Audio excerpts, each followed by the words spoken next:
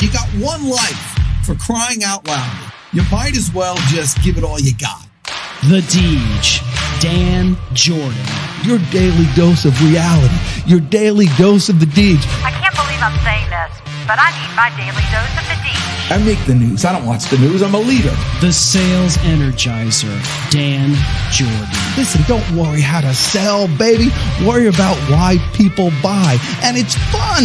You don't need a 5-hour energy. All you need is the Sales Energizer. Just when I think it's not going to be as fun as the one before, each one gets successfully better. What's the word I'm looking for? What's it going to take to get you into this car today, huh? And now, please welcome the Sales Energizer, Dan Jordan. Boom! That's exactly it. Do that. Let's do that. Let's do that. Boom! That's exactly it. Let's go do that. Sometimes I listen to myself and I hear myself talk and I'm like, that's exactly how I talk. Sometimes I try not to talk that way, but then I listen and I'm like, that's you. I mean, it comes from the reps. Dan, I was just talking about this with someone. In this world of live video versus all of these super edited, amazing videos, there are times where as a video editor or as an audio editor, I'll do something and I'll be like, this doesn't even sound like you. Right. So why really? edit? Why not get the reps in and go live? And because what happens is you're out running around, meeting people, slapping skin, doing whatever you're doing. And they're like, you're the same guy I saw on LinkedIn. Yeah. You're the same guy I saw on YouTube. When I'm doing all that skin slapping, what are you doing? I don't know. You're slap this. Come on. Come on. This is a family show. We're in the middle of the week. I was, what I was singing this week, you're always into the music stuff. And so, I'm watching YouTube or what have you, that song, the Beach Boys song, this God Only Knows, that song, God only knows. I can't even get the right. Let's not. God only knows, yes, I want you. Anyway, it's like those guys, those musicians, they were like real musicians. When they put together a song, it was like an orchestra type of thing. And all this kind of overdubbing and things that we're doing. These were real like pros. And when they put something out, it was perfect. And that was a time when you used to like go to a concert. I didn't go to the Beach Boys concert, but you would go to a concert and it's like, man, this doesn't really sound like, I'm used to in the studio work. But those old pros, they practiced so much, it was close. People now, you hear something now, it's like, everything's the computer now. Nothing's real except for you and me. Back in the day, the way they used to edit things, now you can just, everything's digitized and you could just go right into the little pixel, the bit and and just like, they've got all kinds of stuff, whether it's AI or whatever that makes things super easy. Back then, when you're talking Beach Boys or Beatles with George Martin, if you had to edit, you actually took the tape and you cut it, you spliced it. Yeah. And you would do and then you would tape that. But then you need to go on YouTube and watch some of these old editors and how they used to splice tape to make some of those things. It's incredible when you think about that art. Well, even when you're thinking about just doing regular admin work, cutting and pasting like you do on a Word document. Sure. That used to be cutting and pasting, and then you would cover and make a copy and do all. Now we just hit the magic button. Well, here's the thing with the magic button. The magic button is like everything's fake. You don't really know what's real anymore. And it's much harder, like to get new customers and to get new business because there's always that kind of question, is this real? And that's like a big issue going on right now, which is why I'm so happy. I have an expert about to come on who has the unique challenge of creating a way to humanize the whole experience so people literally get too many leads. I don't know what to do with all the leads they get. And Wow. that's why I have no doubt that anybody watching here is going to benefit from the expert in the world, my new friend, who's someone who's willing to come on the Dan Jordan live show and put his arms in the air before I mention his name. My new friend, Michael Falato. There he is. Yeah. Oh, Wow. We have some Brazilian jiu-jitsu in the house. Here we go. That's Muay Thai, baby. Muay Thai. I should have recognized the clench. Yeah. Very nice. Oh, really? I didn't. There's a difference there. The Muay Thai. Yeah, Jiu-Jitsu is up and down, chokes, holds. Muay Thai is kicks, punch, elbows, knees. Oh yeah. I'll show Yeah. you. I'll show you, Dan. I'll show you. Well, what we could do is we could just go to your Facebook page, because apparently we have this already live. Is that you wrestling with a? That's a cop showing that he can use jiu-jitsu to control someone instead of shooting someone or zapping them. That's an arm bar, Yeah, Dan. that's an arm bar right there too. Triangle arm bar. But training with all that stuff and having all that gear on, it's a different approach, right? Yeah. But shirts and clothes is a weapon for us. Jiu-jitsu. I'm a black belt Brazilian jiu-jitsu. Excellent. And an Air How Force. are you? Yeah. This Full Throttle nickname came from a Marine, and I'm an Air Force guy. So that should tell you, buy or you're going to get choked. Yeah, that's right. That's right. Yeah. There's two ways you can persuade. Yeah. Yes. No wonder he's successful, Mike. Yeah. Well, so that's cool. So how I met you, I have a philosophy. A lot of people put out all these things. Hey, click this and we'll set up an appointment, or click this, we'll set up an appointment. I just set up appointments with everybody because I want to hear everybody's sales pitch. And so the beautiful thing is, I did that. I set up this appointment, and I tell people that up front, and he's like, great. And then he showed me what he did, what he's doing. And I'm thinking, man, this, I'm turning into a buyer. It's so cool. So, what do you do for the car buying public out there? Give a quick synopsis of what you do to help people get more leads and talk to more people. I automate their approach. Bots do not get tired. People do. Kids do who do lead gen. So I basically automate people's LinkedIn, automate people's email address. I do roundtables, which is kind of what I was talking about before, where you get a whole bunch of people together to talk about what they do, how they do it, and make better ideas and thoughts and solutions out of it. So the whole gist of it is use automation, AI, machine learning, ChatGPT to make sure that you get more leads, more top of funnel, so that you're not spending time looking for leads. You're spending time selling, closing, consulting, and doing what you do best, which is more strategic than tactical. Yes. And so, that's something that everybody wants, and it almost sounds too good to be true. So what's for the person who says that, what kind of case studies or kind of proof do you have to show, for, let's say, for a coach or a consultant of some sort? Well, a coach or consultant probably can handle 3 to maybe 5 to 6 different clients a month. And they're more doing strategic consulting. So how are you going to sit there and be very good at consulting and strategically figuring out what the problem is and how to help them if you're constantly worrying about the next client? So you should be, if you look at Salesforce.com, they invented how the whole sales development route. Let's feed the sellers, the closers, so that they're not doing this with the pipeline each month. The same thing with all these SDRs and all these tech companies or even consulting companies. Let's feed the sellers. Let's feed Dan and Michael a good list of people so they can talk and be strategic. The problem is that these kids that are doing this, or these countries that are doing it for companies in the US, is that, I can only make so many calls a day and so many emails a day, and I really don't know what Dan or Michael or this software does very well. So if they start asking questions, how am I supposed to answer it? You should take that discovery call, and you should basically say, I want to get to know that person. I want to get to know John, and basically say, what have you used so far? What products have you used? What's worked? How many salespeople do you have? What's your revenue? Is it MRR, ARR, TCV? Who's your ideal customer profile? So the whole approach is be strategic, but be naturally curious to solve a problem. Challenger Sales, Miller Hyman, all these great sales tools are great. Take a little bit from each one and say, how do you solve a problem?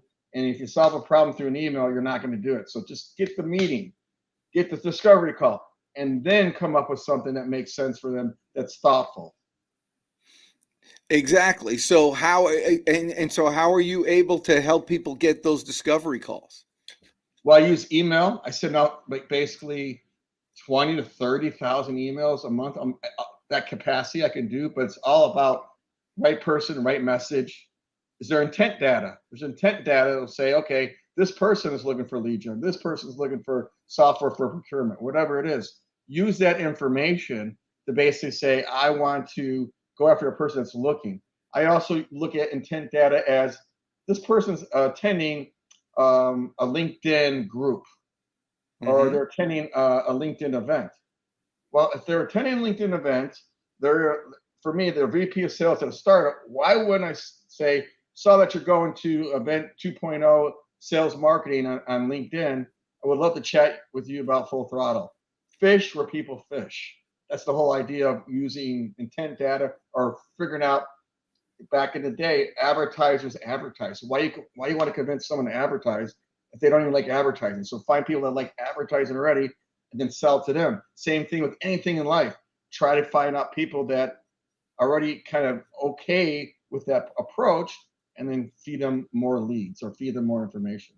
Yeah, that's a very kind of old school and fun type of thing. I remember that when like advertisers that were selling those little, what are those, money mailers or Val packs, the first thing the sales manager would say is, hey, as you're driving, you see anybody that has a billboard, go ahead and call those companies because they advertise.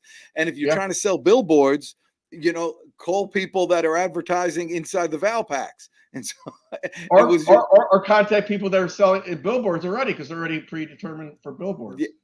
But there's only so many billboard companies. But yeah, I used to work for Monster.com, and I go through back in the day with papers, and so they're putting a job in the Chicago Sun-Times or Trib. Well, they're looking to hire someone, and they're advertising jobs. Why don't I teach them the internet? I mean, I used to walk into HR departments in Chicago, go, here's a computer, attach it to their fax lines, show them how to use the internet to find people for their job postings. It's the same thing today. It's like, help them do something easier, faster, and cheaper. Repeatable and scalable is what SaaS is. I took a service like myself and made a service as a service SaaS approach. Using SaaS. Explain that. So if you can say, if I'm a consultant, I do sales or marketing or help you optimize your department, I can only take on 3 to 4 clients, right?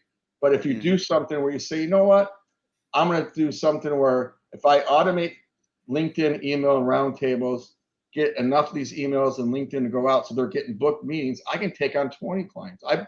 I grew my company from 0 to 650 in the first year with no angel, no friends and family, $1 million last year and $1.5 million this year. That's a lot better than being a salesperson at a company doing their sales or lead gen for $200,000 a year, which is a great salary. But now I'm a millionaire doing something that I love for my own self and showing other people how to do it. And I do these roundtables each week to say, here's some tips and tricks to do it as well. So explain the roundtable thing. Roundtable is like, a lot of people want to do, hey, let's do a webinar. Let's talk about myself. Let's talk about my product. Let me give you a demo. Who cares right now? I don't even know who you are, right? So why don't we talk about what we do, all of us, let everybody talk, because they get engaged. Guess what I do on a webinar? I start doing this and looking at the screen over here. I'm like, or turn my camera off, which is what I did last night on a networking call, because they were just kind of talking more about pitches. You really need to have everybody talk about themselves to other people and say, what do you know about this? I just did one from 11 to 12 right before this call about how to do lead gen and how to do top of funnel.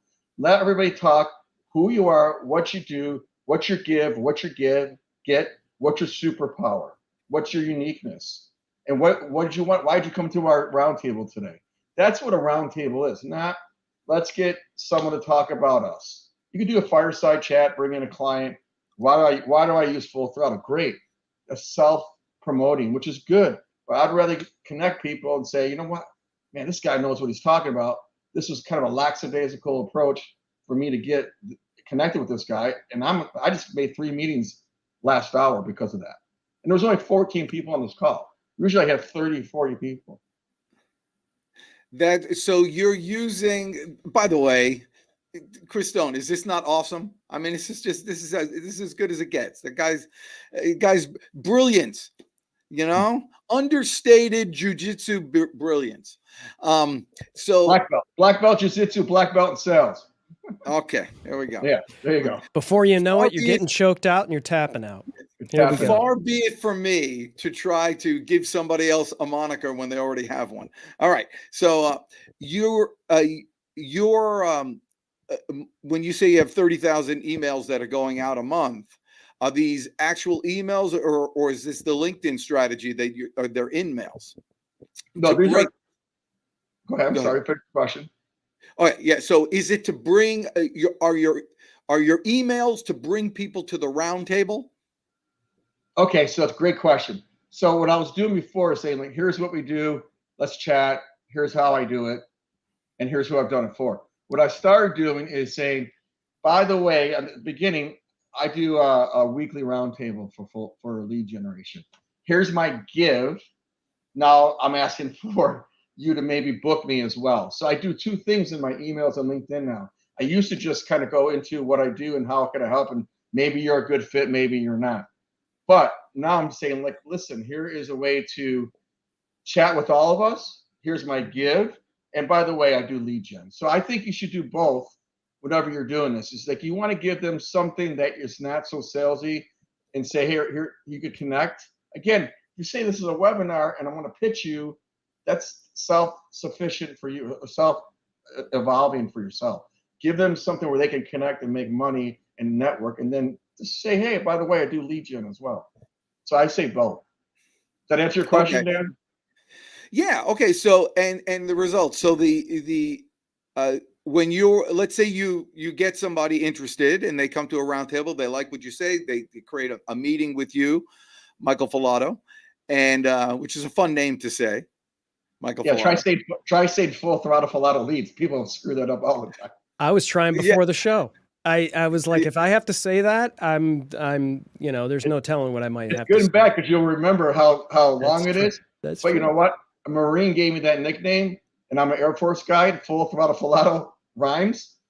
And if I just did full throttle Falato, that could sound like an X-rated something. I don't want to sound like that. Right. Yeah. Right. So we need to full introduce throttle him to the wingman, Dan. Yeah. Do you know the wingman Waldo Waldman, Michael? No, I don't. Chance? I don't know. Another Air Force vet, and he's full throttle Waldman. Someone said thanks for service. Yes, and thank you, sir. Before we get too far. While you pull up his website for a second, so let me ask you. So when you're when someone makes the appointment with you, when you give them these strategies for getting leads, are you doing it for them, or are you teaching them the strategies on how to do it? I'm doing it for them. I'm a service as a service. I call it SaaS, but it's a little different SaaS. But I use SaaS to make it happen. So I don't want to necessarily show everybody how I do things, and then they mess it up and they go, that wasn't good advice. You can easily break your domain. If you don't set up a subdomain or a separate domain and say, I'm going to use like a SendGrid account to send these emails from, you will break your domain, break your delivery, and break your reputation of your domain. It's very important to do it right, because I've already done it wrong.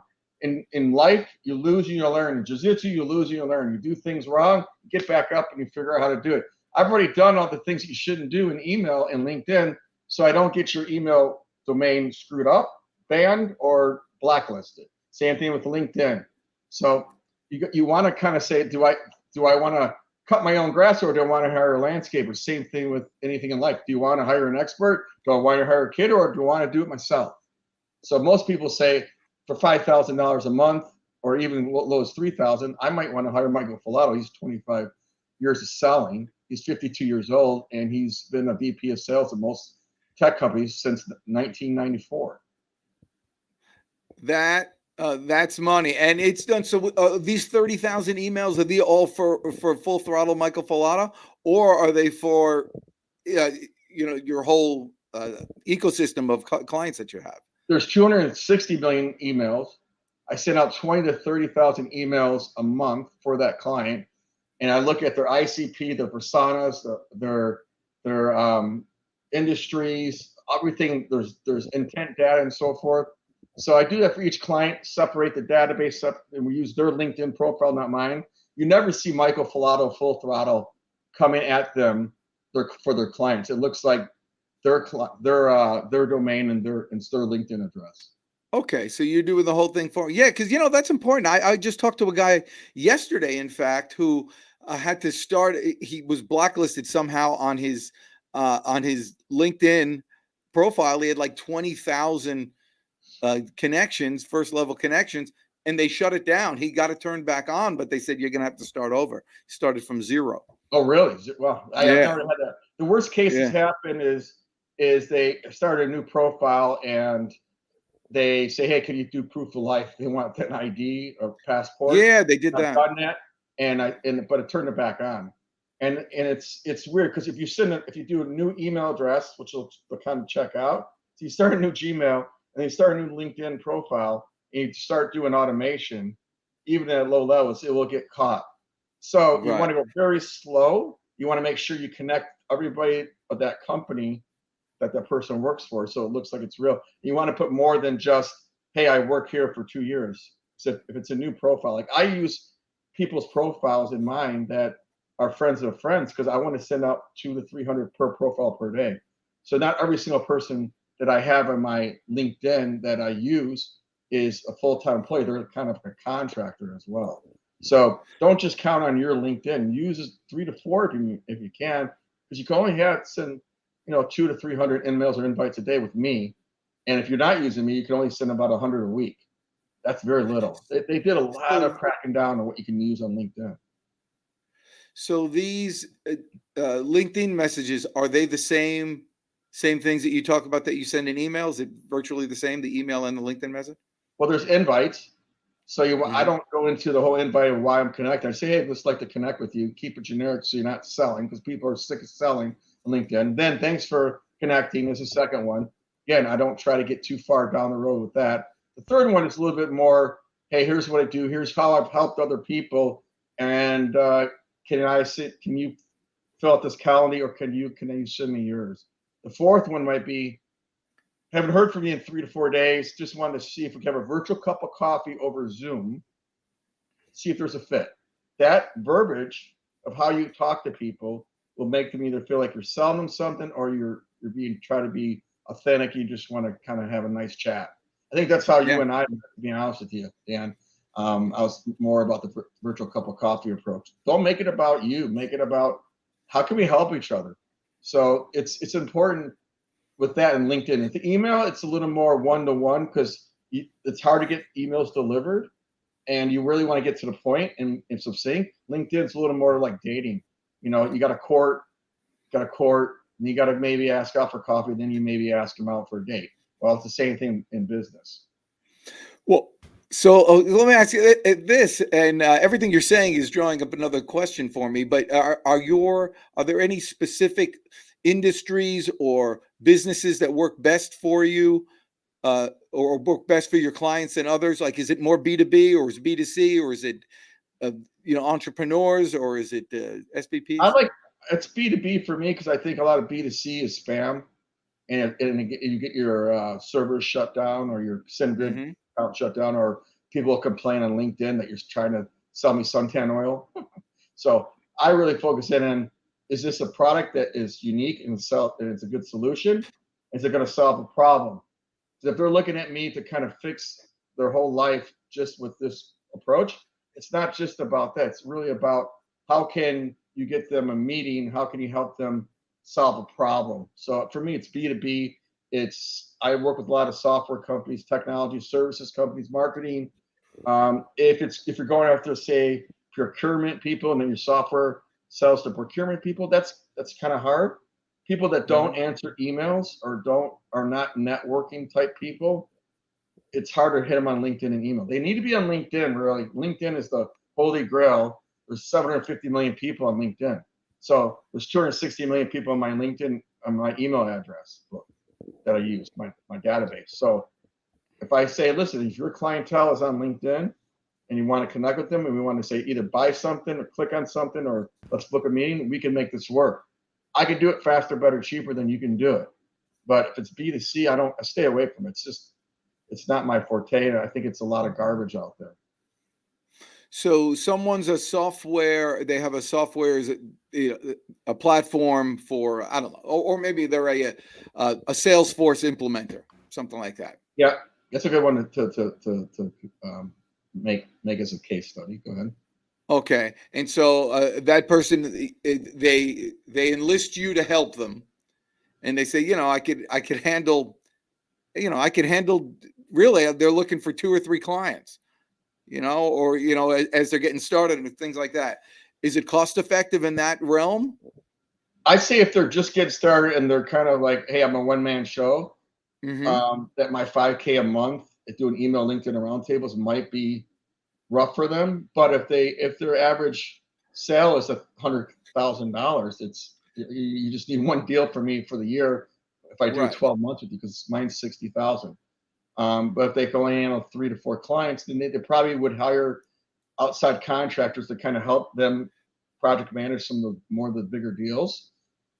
If they need a crawl, walk, run, I just do LinkedIn at first. If I do email, LinkedIn, and roundtables, they might get 20 to 30 meetings. If I just do LinkedIn only automation, I might get 10 to 15 a month. You got to look at what your ratio is. That's what I can expect. I give you $5,000 a month, and I can get 15 to 20 appointments, meetings.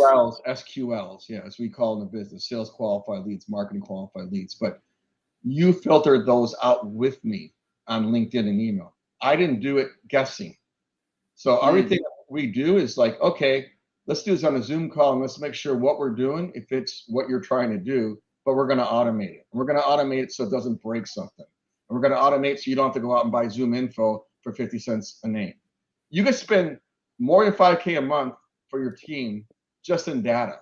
So why would you do that? I can get you the data cheaper, faster, more efficient for delivery. Higher quality data too, targeted. Yeah, well, Zoom's good, but I don't care about the data. If the buyer's right, if you got them, I don't care about the data. I don't care about the LinkedIn. I don't care about anything you do. I care about 15 to 20 SQLs every month. Yeah, KPIs is like, how do you care how I get you there? Yeah. I don't care if you run around naked in a hula skirt doing jujitsu. Yeah. We've already broken the internet with acronyms on the show. KPIs, SQLs. I know. I know. I'm SOL at this point. But I've got a question. So this is an interesting kind of. So when you work with people, Mike, and you're like, hey, get ready because you're going to get appointments.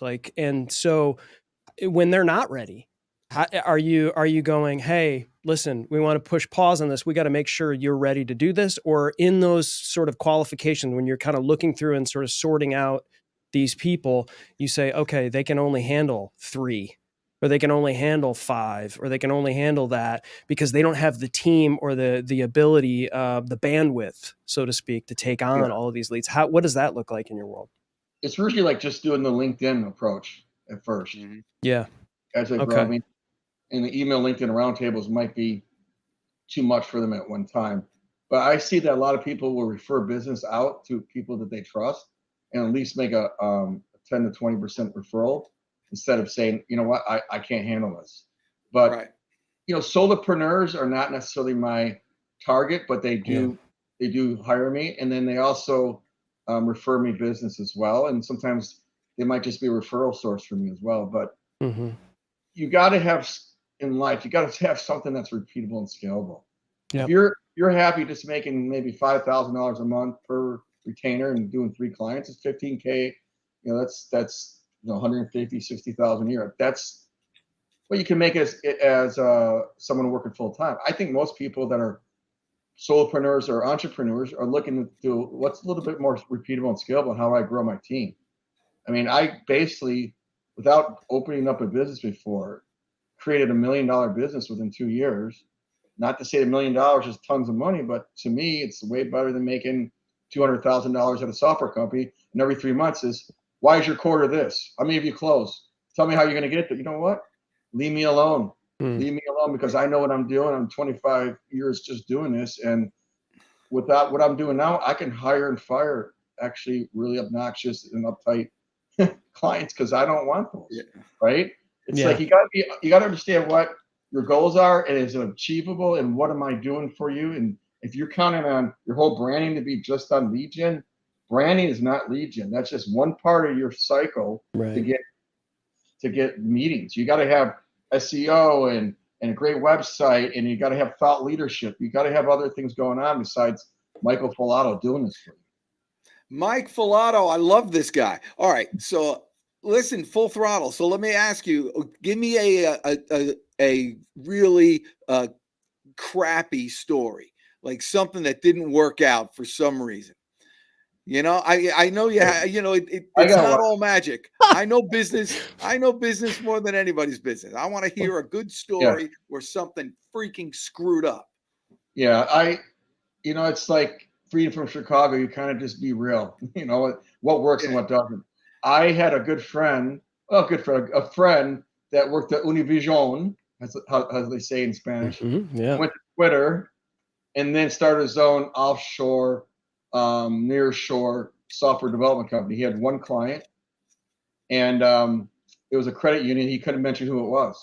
They're engineers. Are you shuffling cards, man? Oh, I'm sorry. Yeah, the weird thing is, it's like, oh yeah, I guess you saw it. I'm a fidgety type of guy. Like, Mike, is only on this show. I love. Yeah, only on this show. Tell me a crappy story while somebody's shuffling cards. Are you going to? Hold on. Wait. You know what I dig under my nails when I'm like fidgety, and then I basically separate my nail from my skin, and my fingers are killing me the whole day. I'm like, stop it. Anyway, so they were engineers. They were very non-emotional. Don't talk with their hands. Don't know how to sell, and great people. But I'm like, you make apps and you make websites, and I can't talk about any of that stuff. And this is coming out of your own pocket because you guys are two people, and you're nervous. Not a good client for me. Not a good client to like do something that's very generic. Have something unique. Who cares? So what? Why are you selling this to me? What's it going to do? And what's the fear of missing out? You can't describe that in an email or LinkedIn or even your elevator pitch. That was not good. I just had a very crazy person that I was working with that was all over the place and didn't have anything going right and nothing set up and unorganized. Another bad situation. So I do get that, and sometimes I just say, you know what, you should probably make a couple hires before you hire me. And by the way, I kind of done recruiting in the past. So I said, listen, when I do a reverse lookup of every account executive in your space, send them a message about how you're looking for somebody, and I'll charge you $5,000 a month for that instead of 30% referral fee. I'm sorry, placement fee like a recruiter. Yeah, that's my background. So I've pivoted to recruiting and sourcing because like love what you do, Michael, but I'm not ready resource-wise. Well, guess what? Why don't we reverse look up and find a perfect person for you as well, and not spend 30% of the first year salary on it. So you gotta think that's about helpful. Yeah. Yeah, like, you're building that trust, and you never know when that's going to come back to you. Yeah. So that's awesome. The really most of it is just do what you say what you're going to do. You know, I answer the emails on LinkedIn on a Friday or on a cruise, whatever it is. I'm kind of connected all that way, and it's almost addicted to using my phone for everything. There's a lot of people that don't do that. There's a lot of people that don't do that. They wait 2 days to get back to you, and it drives me nuts. That's not a full throttle approach. Oh yeah, they can't hang. They can't hang with this guy. So what about, have you ever had circumstances like this where everything's working? They got a unique product, pretty cool. You're able to put it out there. You got the whole system working. They're getting leads. They're getting meetings set up. They're not closing. And they're like ticked off. These are lousy leads. Yeah, I've had it sometimes. Like, listen, I'm top of funnel only. That's a you problem, not me problem. So you got to figure that out, because if we did the filters, that's why I said, let's do the filters together, the emails together, the content together. Let's have buy off. Let's have a path that says, this is what you agreed upon. This is what I agreed upon. And basically understand what the key performance indicators are, your KPIs. But if I'm just top of funnel. I don't make phone calls. I don't do discovery calls, and I don't close. I can't repeat myself. If I did, it'd be great because I would kill it, because I've closed $1 million in a quarter for tons of people and brought in the NFL and all these other big clients for small companies, and especially like in sports marketing and human resource technology. So you gotta have, I will definitely give you ideas of how to be better in sales, but I can't be a consultant, coach, full time. It's just not repeatable and scalable. Yeah, you know what you got to do is recommend the Deej. That's what you got to do. You just. I think there's a guy named Dan. Very cool. So how do you do that? You're still in Chicago? No, I'm in Orlando, Winter Garden. Okay.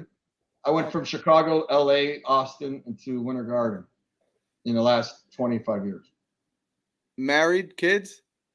Yeah, married, 2 kids, 17 and 19. Scuba diver.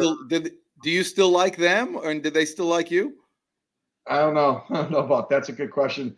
That's a psychology question that I shouldn't get into right now. Well, listen, as a sales guy, you're a psychologist by any measure. Oh yeah, I've had, grew up on therapy and stuff like that with the family therapy. If you don't have that natural inquisitive mind and how to solve things, it's good for you to kind of be inquisitive and also care how people think and how did you say it. Yeah. If you said it wrong, it could be a good gesture, but if you said it like a jackass, then you just kind of you ruin the delivery by the message. Yeah, and the tone. And the tone. Yeah. By the way, you're amazing with your tone. I mean, you're a high energy dude, but you're very calm and deliberate with your words. It's very believable. Except if you see that Nexium sitting next to you, by the way, I don't know. Let me tell you what I discovered this week. To me, is it PG? Yeah. Another acronym. PG, like the movies, pal. Oh, okay. What does that stand for anyway? Parental guidance. Yeah. Parental guidance. Yeah. Right. And then there was PG-13 or pornographic. Yeah, so we got it. You know exactly where this show's off the rails. I love it. This is like my favorite show ever. So anyway, I did this last week. I told you, Chris Stone, I put vinegar in my drink for whatever reason, and I know it's terrible. You spent a week on the toilet. No, I feel so good. You're okay. No bloating. It's like better than Nexium. I think what works better is don't eat crap to make sure you get bloated. There you go. Yeah, you are what you eat. Well, there's kombucha. I think DEC. I'm sorry, DEC. Don't eat crap. Yeah, that's but vinegar works great, and you have more energy. And here's tell me if I'm right about that. Do you sweat vinegar? Do you sweat vinegar too? Do you no wonder things stink a little bit. A little bit more. You look great, but you get away from me with that vinegar or garlic. Yeah, you stink. Do you know I take everything to extremes, and so when I was a kid, I heard carrot juice is good for you, and so I got a juicer, I said, you know what, I'm gonna have nothing but carrot juice all week, and so I got this big thing of carrots. It changes your skin orange. Yeah, it does. And so I felt really good, but I looked like I was about to keel over any minute. You were a mini Donald Trump? I was a mini, that's right. That's what they were calling me. Yeah. He was a carrot without the comb over. Yeah. Exactly what they were calling me. Yeah, many times. So cool. So you're in Orlando now. I was going to ask you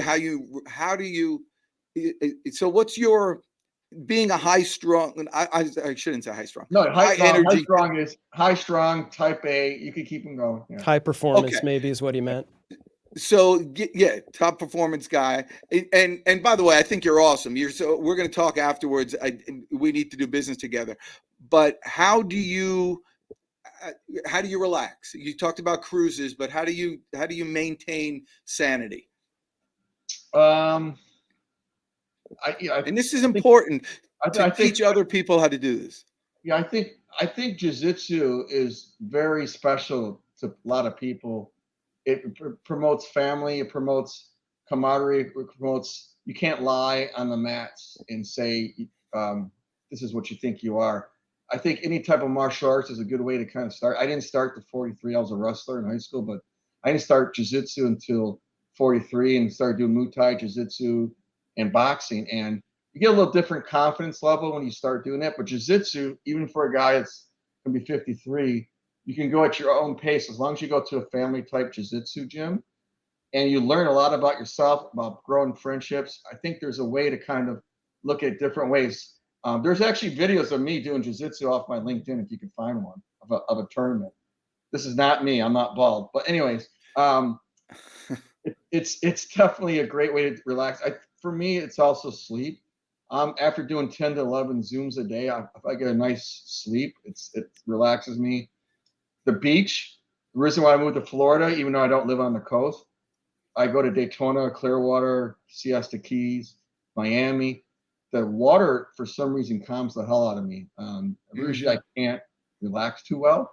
I'm usually multitasking, like almost like ADD type of situation. But it is important to relax. It is important to have people you have friends and care about, and have a woman that you want to be in love with, and so forth. And so you just got to round yourself out. I think if you're too far left, too far right, too far into jiu-jitsu, too far into lifting weights, too far into dieting, you're not managing what you should be, which is kind of in the middle. Like, do something, but don't go too overboard where you're deficient then somewhere else way too much. You got to balance yourself out in life and don't burn yourself out. So I would say, hopefully that's me and my black belt instructor and his son, and that's Helio Gracie above me. That's about a year ago.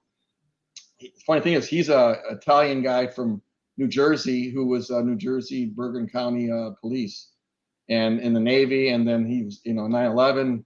This guy's Italian, fun, and you learn from him. Jiu-jitsu, you lose and you learn. In life, in sales, you lose and you learn. So if you can get that whole approach of like, well, I lost that client, why did I lose that client? Or why I lost that match, why did I lose that match? And learn from it. The whole idea of losing more, you kind of learn more. I hate learning more. I like winning, but you gotta do the whole pace. Oh, that's excellent. I'm actually from Fair Lawn, New Jersey, which is Bergen County. Oh, Those Bergen County cops were big boys. This guy, he doesn't know how to play. I mean, I sometimes spar with him, and he's like, I thought I was gonna break my teeth, and it's just like, if you're a cop, you live up there in New York, New Jersey, yeah, it's a little different. It's a little different intensity. I think full throttle is not necessarily exactly what I am compared to him. Yeah. Yeah. I got a nice cami. They're called geese. So that's kind of what that picture is. Say full throttle isn't just a nickname in my company. It's me, and that's what people kind of get a sense of. Like, you're gonna hire me for $5K a month. You're gonna hire Danny Smith, graduate of college last year, or Samantha Smith, whatever it is. It's like, go ahead. You're gonna get that, and I'm saying that's great. It's a kid, but you're gonna get someone with 25 years experience for $5K a month. No way. I'm a $250,000 a year demand gen guy, and I don't want to be that person at your company. But why wouldn't you use me as a fraction? Fractional is a big thing for you and me, Dan. Like, can we be a fractional coach, fractional this? I'm a fractional SDR, if you really want to call it that. I do what 4 to 5 SDRs are. SDRs are sales development reps, which are lead gen kids, basically. That is the best way to put it. And I love, your quiet confidence about doing that. And what you're saying is the truth. And so it's easy to believe it. So, what's next? Are you like this kind of one-man show? How many Zoom calls are you on a day? about 10 to 12. And then I hired a VP of director of client service, Victor. He's a brown belt in jiu-jitsu. So I've hired people from my dojo, but he was a business broker in Florida, and I thought he would be a good fit for what I do and just teaching the lead gen business. So now I've kind of taken some of the client success stuff, pushed it to him so I can focus in on, like I said, the more strategy, the more closing, and grow the company. As we grow and get more clients, I need people to still maintain happiness for them, right? And give reports. So as I grow, I'll still be hiring that. And then I have a kind of a admin person. Then I have an engineer that works for Coca-Cola as well, that does the whole DKIM, DMARC, SPF, MX records, so that when you okay. What is that? So it's all the records in if you heard DNS and CNAME, all the email technology that you need to set up so that you can't spoof someone's email address and say it's coming from whoever. Those are all the records that need to be attached to someone's email address for it to actually get delivered to someone else. So when we set up email domains and set up a subdomain approach, you have to have a DNS, SPF, MX, DMARC, DKIM record set up, or it's not going to get delivered. I don't know what everyone stands for, and that's why I leave engineering to engineering. But okay, it's amazing how much so I don't know. Let me ask you. I have I have clients who are in the merchant service thing, and they deal with basically selling, credit card, placing those things. Let's say for convenience stores or bodegas, we used to call them back home. With something like that, I don't know that these people look at their emails.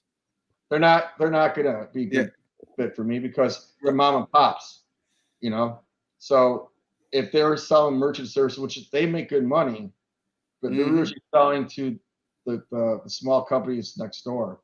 If they're selling, so how would those people? What's a good strat? If you had to strategize for them, what's the best way for them aside from regular old cold call?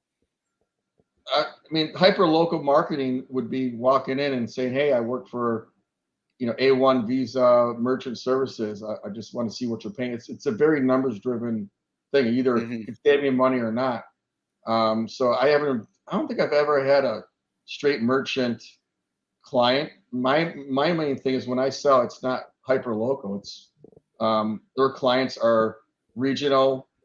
You got to have enough TAM. TAM is total addressable market for those who don't know. For me to do automation, if you just have very local markets, they're not on. Like if I run a grocery store or coffee shop, they're not going to be on LinkedIn. They're not going to be in Zoom. That's not what I'm in. Light enterprise, SMB, real companies that are global or national or domestic, right? I'm not into, hey, I'm selling merchant services to every coffee shop in Winter Garden or Orlando. That's not what I can help you with.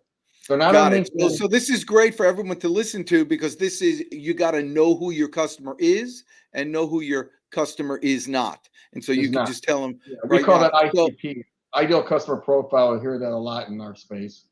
You want to make sure that you know who that is. If you're not, use email, LinkedIn to figure out what that is. But find a repeatable and scalable approach to sell to them. And going to trade shows or doing door-to-door is a burnout approach. It's your list. Okay, so what is that TAM, total accessible market? Is that what it's called? Total addressable market. Okay, addressable market. So what is a number, a range of a number of total addressable for the marketplace for your services to be worthwhile? I mean, if we're doing email, LinkedIn roundtables, you probably want at least 2,000 companies or more that use LinkedIn or roundtables. Because take 2,000 times maybe 5 people at a company, then you can basically say, okay, I can at least do LinkedIn automation for them.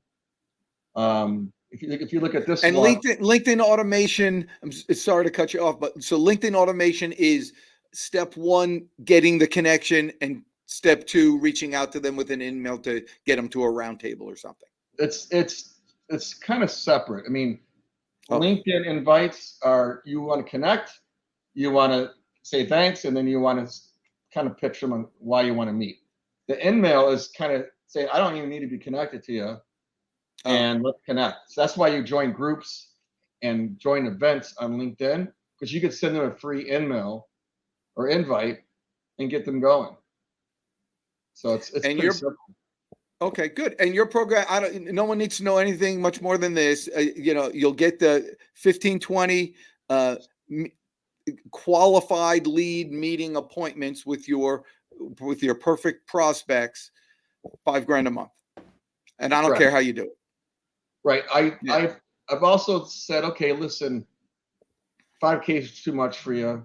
Let's do 4,000 and give me 5 to 10% commission. So there's a whole idea of like, if someone wants to talk you down, and some people do and some people don't, and I don't like that approach because I think they're devaluing what I do. But I always want to say, listen, what's the win-win? If you want me to do it for less, tell me why. Well, I'll do it for less, but there has to be some sort of kicker. Cost per meeting, cost for a commission for the sale. So there's definitely that approach that let's find a win-win. If you're looking for a win-win, not a win-loss, which is a lot of people want to beat up the guy that's trying to sell them something, then it doesn't make sense for me to work with them, because I know the personality is going to clash. And at this point in my life, I don't want to have clients that are going to be very pessimistic, mean, or angry. That's right. Or shuffling cards. Well, this is awesome. So how does somebody get a hold of you, and will you take a meeting with a schlub who just sees this? I'd really like to spend my time with my ideal customer profile, because my team is 422. So I will definitely, you never know who's a schlub, I guess. But they might have people that they know that would want to buy. But yeah, I always try to pay it forward. But yeah, my whole approach is there's a booking link on the bottom of my page, right? Yep. Okay. Already has it. Oh, so that's my calendar. You can book me. Go into Full Throttle Falato Leads, and then it says book a meeting in the top right. You can see behind that logo, and that's my calendar, and that gives you every spot that you can book something with me. Go ahead. No, I was just about to. It's easy enough, and somebody can go on a roundtable. Do you have ways for people just to join one of those roundtables? Yeah, it's weekly at Wednesday, 11 a.m., which I just did. And the link, which I should have gave to you guys, is Full Throttle Falato, Full Throttle Roundtables.com. That's how you register. That goes into like a HubSpot registration page, and then you can register, and I'll add you to the calendar invite. But if you just book a time with me or contact us on the web page there, then I'll give you the link to register. But Wednesdays, 11 a.m. Eastern, and there's one right there. But anyways, that's kind of what I do. But make roundtables for you is what I would want to do, not just for me. Make roundtable. Oh, so Chris Stone will be you would be making a roundtable for Chris Stone, and he's moderating it. He was moderating, but I'm going to teach him how to do it right. I'm saying there's a way to make this interactive roundtable versus I'm going to pitch all day, and there's a way to get people to show up. And that's the basically the link that I just told you. And again, that whole thing is $5,000 a month. $5,000 a month, email, LinkedIn roundtables. And the fourth thing I didn't really talk about was I do lead gen, and why wouldn't I apply for a job that is for a lead gen person, but they're looking for a full-time person? Again, advertisers, jobs posters are looking for people. Why don't you hire a fractional approach to this? I've closed 10 deals like this. There's a platform I use that's basically called Lazy Apply, and I know how to automate that, where I send 1,000 applications a day for me to work for that company. And the biggest rub is, well, I'm not really looking to help you full time, but what if I can do all the KPIs, OKRs, all the deliverables by doing it with the automation? Why do you care? How do I get you there? If I can get you there cheaper, faster, and better. So the fourth thing that I don't really pitch in there is, if you're a service-based company like mine, why don't you have applications sent out and do it automated on email, LinkedIn, Indeed, Glassdoor, Dice, and Zip. Like I said, That 1,000 of them. is brilliant. Yeah. That is brilliant. And that again, that's included in the $5,000 a month? Correct. Yeah. Correct. You're unbelievable. That's awesome. Can you believe this has been an hour? We've been putzing around on the phone for an hour. Yeah. On the phone? The phone, yeah. That's us old guys say phone still. Yeah. I hate when people say, let's take this. I'm like, Yeah. "Stop." Or why don't you dial into the podcast? It's like, what? My daughter said, she goes, why do you guys always say hang up the phone? You're not hanging it up. You're just pressing it. Yeah. I'm like, oh my gosh, you're right. That's true. Yeah. Where'd you get hang up do. from? Or they don't like, Anyhow. or they just text. No one talks to Dial. anybody. Let's just text all day. Yeah. Listen, how about we get on the phone real quick, and we talk for Yeah. 2 minutes and we get this done instead of going back on a text for 15 minutes. Because I just wasted 15 minutes of my life on this SMS. That's right. People are If they saying, say New Dude, York, you're awesome. forget about it. Forget about it. You got a problem with that? We got if you got a problem with that, we don't need to do business. All right. I think you're awesome. Was Chris Stone not the world's best producer? Awesome. My cousin's a producer, Dan Falato. Look him up. He produced the Cubs and the Bears games. Nice. Yeah, Steven Smith. You guys should network with him. Yeah. Oh, that's cool. Look at Awesome. that. See, we're Making stardom connections. everywhere we go. Full Throttle, I appreciate you so much for coming and training us all how to do this. I am going to contact you afterwards. We'll work. So I'll get you some business. Cool. Thanks, guys. It was awesome. All right. Great energy. I Thank appreciate it for you all out there. Eat well, live long, and prosper. Go get them today. Take it easy.